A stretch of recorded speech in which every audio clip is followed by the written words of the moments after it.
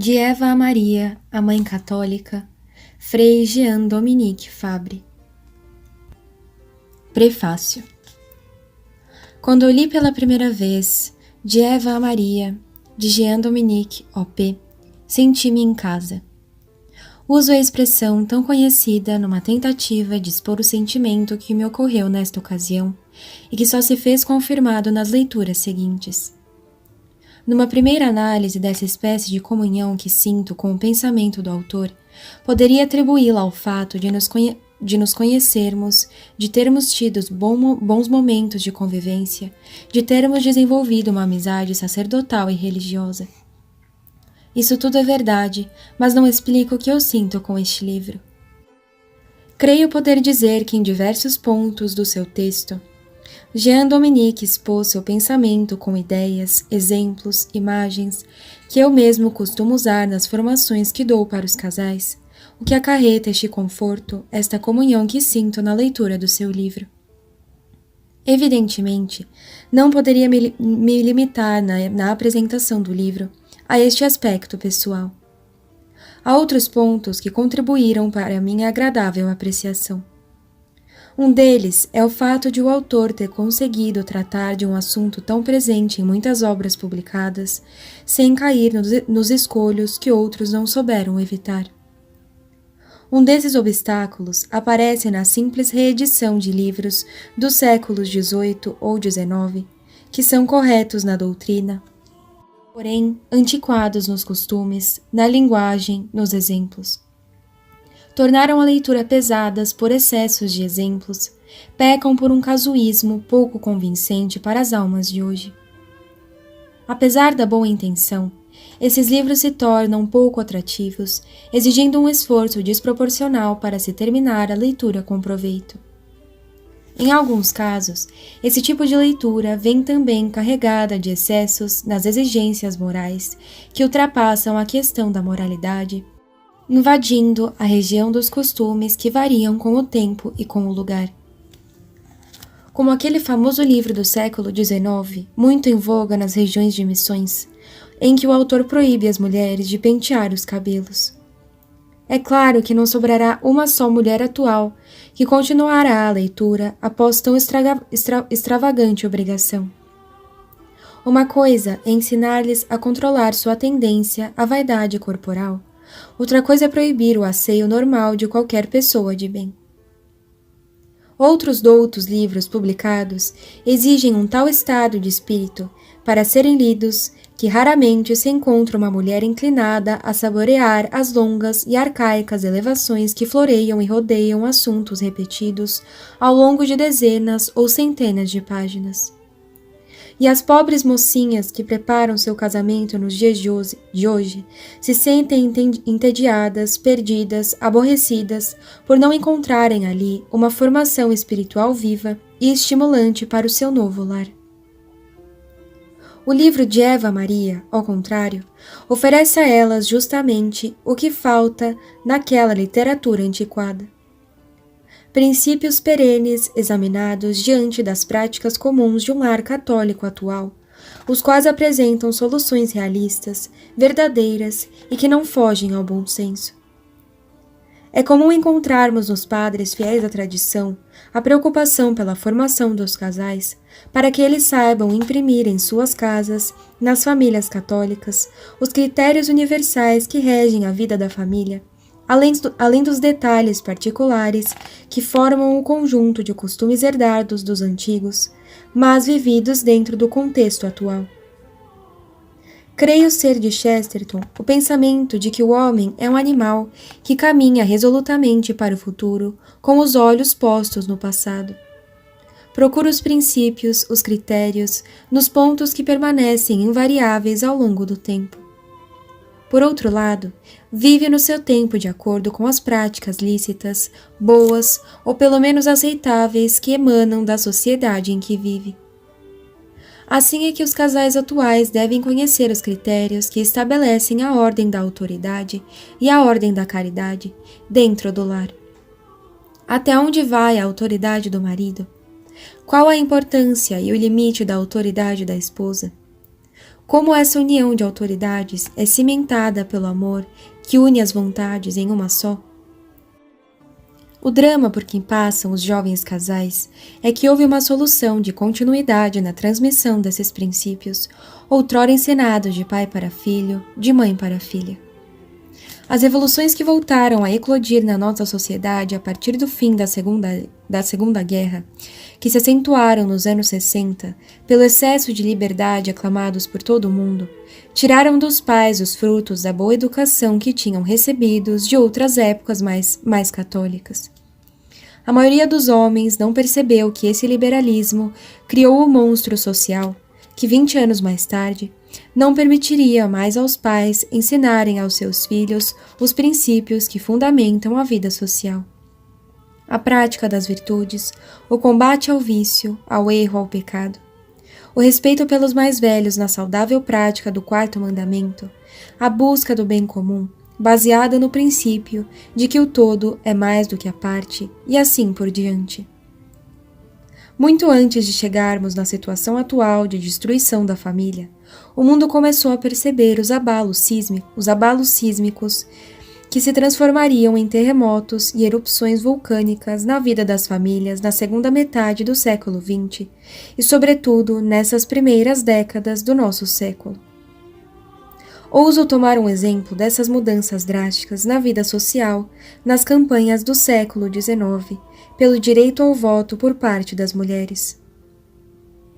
Para qualquer habitante do planeta do século XXI, o fato da mulher votar parece a coisa mais normal do mundo.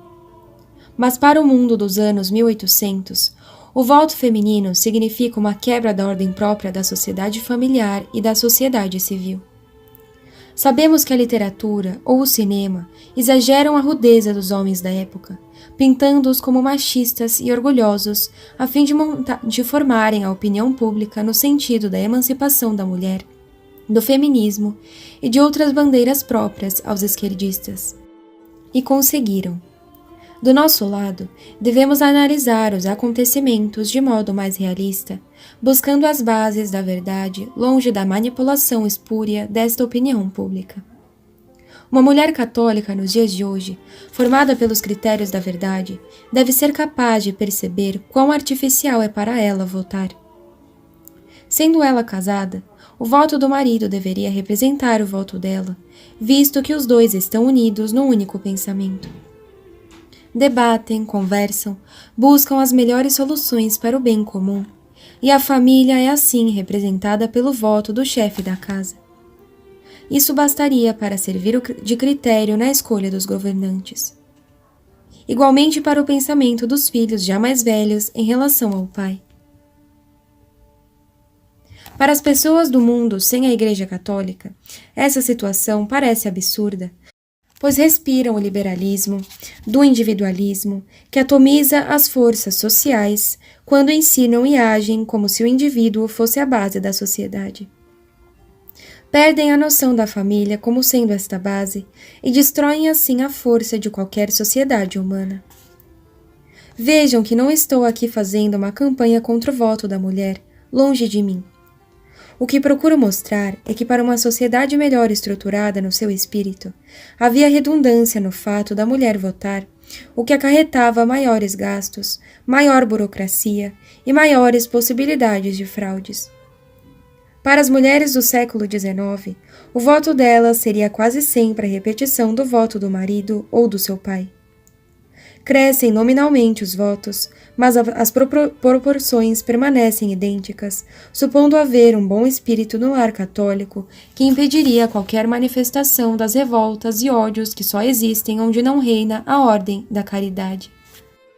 Infelizmente, não é apenas neste exemplo do voto que o papel da família foi sendo destruído a partir da Revolução Francesa. Por essa razão, é muito importante que os casais católicos voltem a compreender os critérios da vida da família, que ensinem a seus filhos esses critérios, que garantam a transmissão para os filhos, netos, bisnetos, para o futuro, por mais longínquo que seja, das bases da família católica, tal como concebida no pensamento de Deus ao tirar o corpo de Eva da costela de Adão e de ter soprado a vida nele, apresentando esta nova criatura em matrimônio ao triste Adão que procurava por uma companheira. Ela apareceu em sua vida, sim, no dia em que Deus instituiu o matrimônio. A compreensão de Adão sobre a realidade de Eva é exemplar e ecoa até hoje pelos milênios da vida, dando o critério que tanto falta ao mundo moderno. Eis aqui agora o osso dos meus ossos e a carne da minha carne. Ela se chamará virago, porque do varão foi tomada. Por isso, deixará o homem seu pai e a sua mãe, e se unirá à sua mulher, e os dois serão uma só carne. E podemos completar. Eis que o homem e a mulher se tornaram uma alma, um só pensamento, unidos na verdade e no amor. Longe das falsas emancipações que só serviram para rebaixar a mulher do seu lugar de honra, como nossos leitores poderão perceber na leitura deste livro. Toda a realidade da vida da mulher encontra, nas reflexões deste livro, a ilustração mais adequada à formação das mulheres de hoje. Mas o autor eleva seu pensamento a patamares ainda maiores quando busca na Virgem Maria o modelo de todas as mulheres. Não mais pela beleza natural própria da primeira mãe de todos os viventes, mas da beleza sobrenatural da Mãe de Deus. Com a Virgem Maria, o mistério da alma feminina entra na economia da salvação. Desde a sua concepção imaculada, ou seja, mesmo antes do seu nascimento, a Mãe de Deus oferece para as mulheres o modelo da mulher completa, a que vem resgatar o lugar, a importância, a dignidade perdida por Eva. E o Frei Jean Dominique resume esta restauração em 2 momentos chaves da vida de Nossa Senhora. O primeiro destes momentos é o que ele chama do Fiat, ou seja, a aceitação por parte de Maria da maternidade divina. Com este famoso "faça-se em mim segundo a tua palavra", ela se torna Mãe de Deus, restaura a obra da maternidade e torna o castigo de Eva uma fonte de graças e de caridade.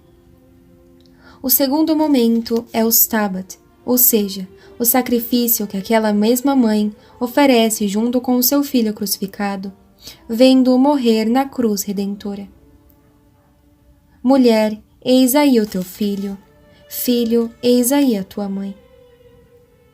Eis que a imensa pureza da Imaculada Conceição se alarga num desenvolvimento inesperado da maternidade divina. De Mãe de Deus que era, Maria torna-se a mãe de todos os filhos adotivos de Deus.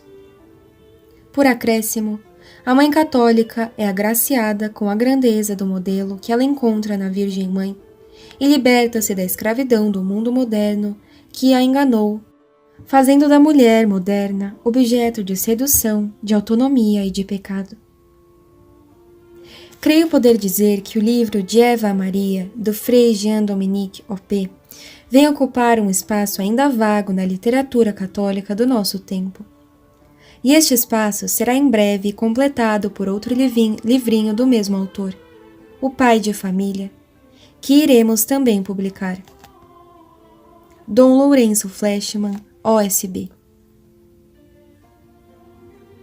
Apresentação.